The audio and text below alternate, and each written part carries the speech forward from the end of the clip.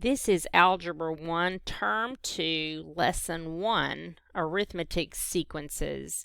Our first activity will be a Desmos activity. It's pretty lengthy and covers most everything they need. The second thing we'll do is a very quick notation activity using GeoGebra. And then finally, we'll do finish the sequence with a really simple, quick IXL, a little bit of practice, just to make sure they get the whole idea of an arithmetic sequence. So let's start with the Desmos activity. So the activity in Desmos is entitled Arithmetic Sequences. There are 17 slides, and this should take the bulk of your class period. I would say a minimum of 40 minutes. Up to an hour, depending on your group and how much they already know about basic linear patterns and sequences. So let's start with this part. The first thing you're going to do is they're going to play with Polypad.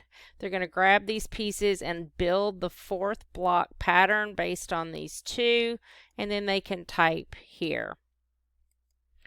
Then they're going to tell me the perimeter of each. I did give them the perimeter of the first two so they can get the pattern established, and then they continue to fill out the table.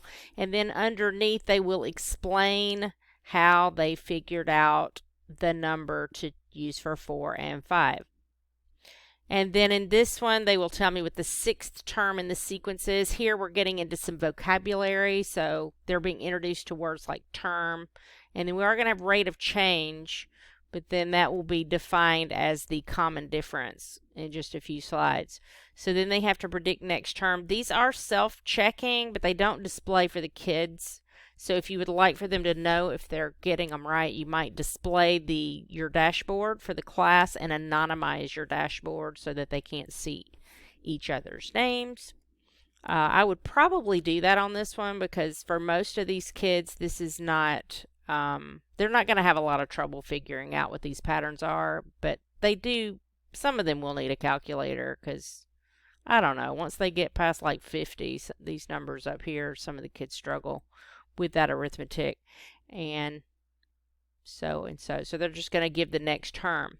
Now, we're going to differentiate between arithmetic sequences and other types of sequences. So one of these is arithmetic and one isn't, and I want them to notice that and tell me the differences. And then finally, I define that on slide 8. So if I were you, I would pace them through probably slide 7.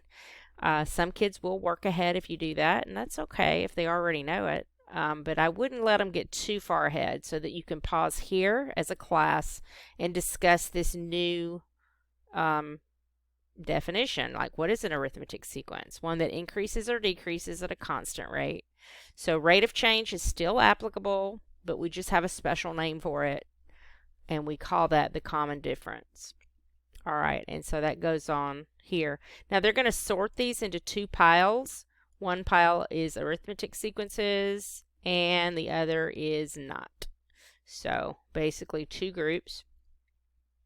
And then this one, the common difference rate of change. So we use those words interchangeably, and they're looking for the common difference for this sequence, and they're going to type that in the blank. And then we're going to get into some notation. F of n is our function's name, so we can use a function to represent a sequence. What would f of 1 mean? Well, the first term of the sequence. What is f of n arithmetic or not? So I'll let y'all read the teacher notes on that. I did write some, but hopefully they know this answer without you saying anything. So I would say all the way up through slide 11, let them work independently a lot and just pull this information from student comments. But when we get to this slide number 12, you may want to pace them to slide 12 and really have a good conversation. Does it make sense to use n is equal to -3? When we know n is the term number, could you say n is 0? Well, there is a debate about that, and some people do start their sequences at 0, but for Algebra 1, we pretty much use non-negative integers only when we're counting. These are counting numbers. We're counting the terms of a sequence. So we're going to say no on all of these. These are all nonsensical as far as a sequence. You wouldn't have half of a term. It's term 1, term 2, term 3, and then that's it. There's integers. So here's where we get into the definition of a sequence. The domain of a sequence are the positive integers. 1, 2, 3, 4, 5. And so we define the domain of the function is limited to the integers. So here's where we can really pull in a lot of that rich vocabulary. Domain, discrete. So be sure to bring that up after the kids have given their explanations here. I'm asking them to give me an explanation for each one of these.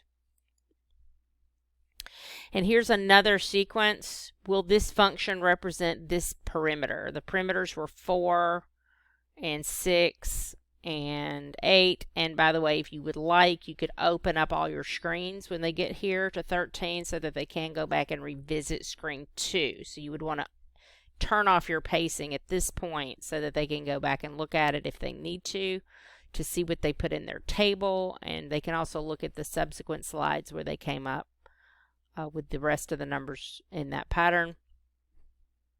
And then what they're going to do is come on this slide and type in their, and it tells them to type this in. So I'm not typing anything in that they're not going to see. And then when they submit this, it puts the line in the graph and they have to tell me if that worked. Well, it didn't work. If you'll notice, the red line does not intersect the points in the graph. So the other one,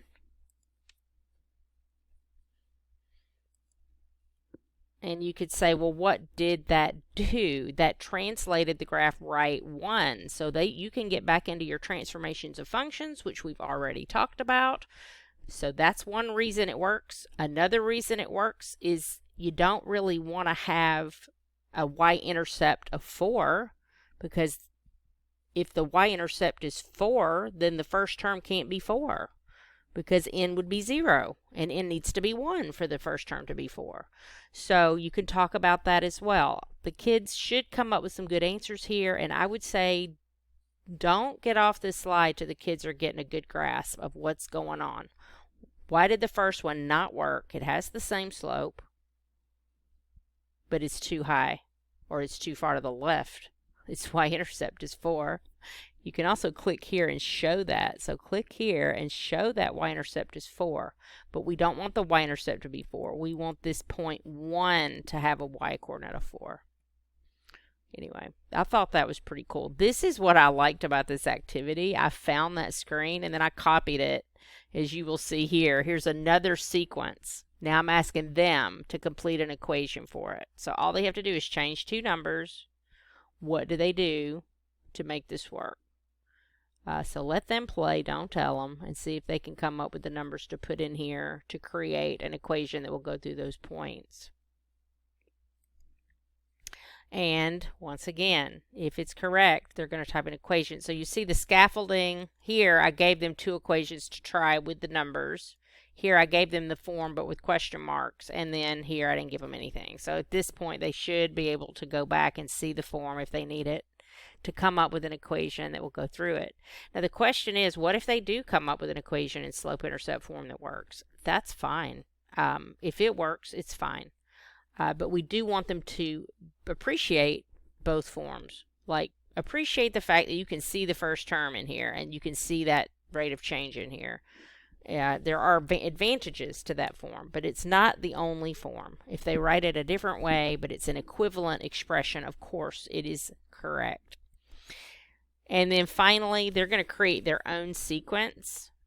So in this case, they're going to just type in 6 numbers, and they can use whatever pattern they want, but it does need to be an arithmetic sequence. So it might be good to have a discussion. What makes a sequence arithmetic? What is it?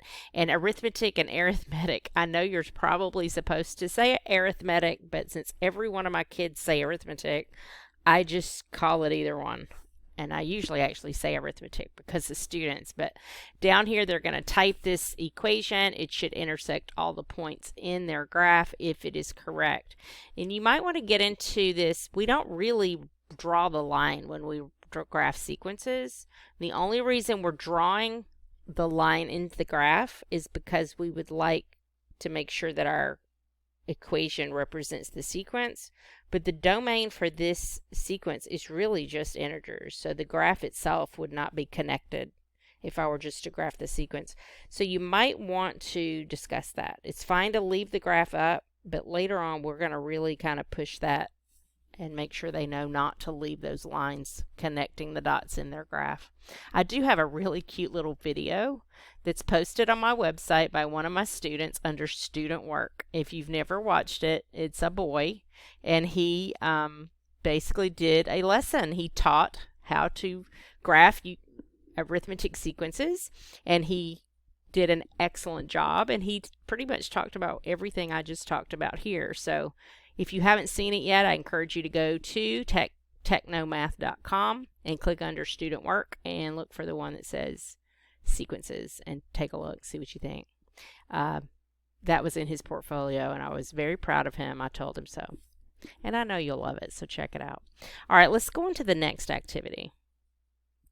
Okay, we're back at our slides, and we're going to do something pretty quick here. I'm going to show them now that they could use subscripts, which is something different. We've not done that yet, to represent sequences. So we did function notation f of n, but this is just a different way to write it, and it really is no different. So a subscript x, the way they wrote that, is just like the function a of x with the parentheses, and they work the same. So for them to see that, I gave them an example. When they go to this, it's going to start out with this function, and they're supposed to slide this up. It's going to give them the first three terms, and then they're going to take a picture of this, and they're going to put it on their slide right here. And then they're going to complete these. Now, these are fractions. If you would like for them to put in decimals there, you can do that. All right, the next one, I gave them an equation to type in. So they're going to actually type it. So they go back to the same thing and they type 3 plus 1/2 times x minus 1.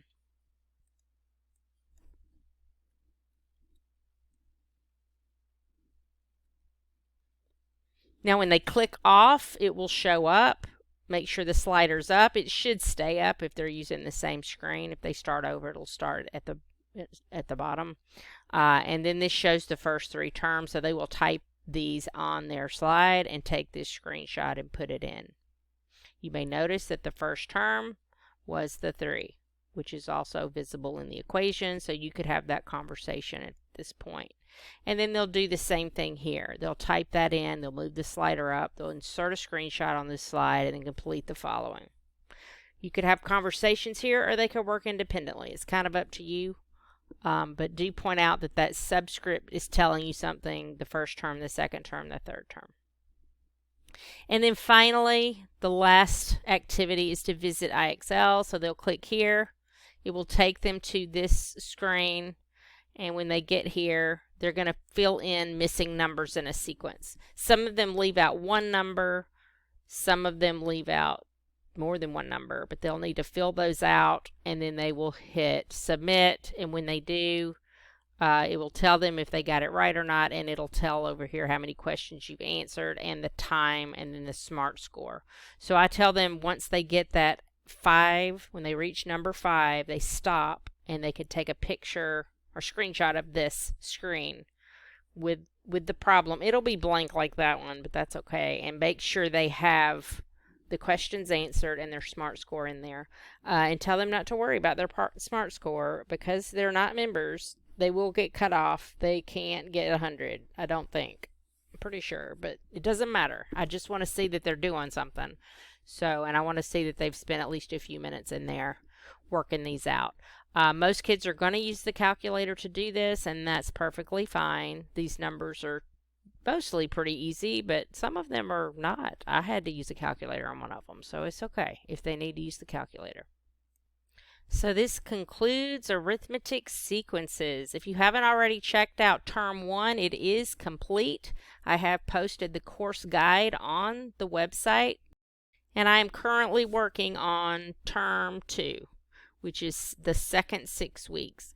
I am going to probably change the pacing on the test. I did do 6 lessons and then a test last time. We're going to break that down into 5 lessons. So we'll do 5 lessons before we get to our next test, and they are all cumulative. So everything they've seen from the beginning of the course up until that test will be on that test. If you have any questions about that, let me know. And as always, y'all have a great day.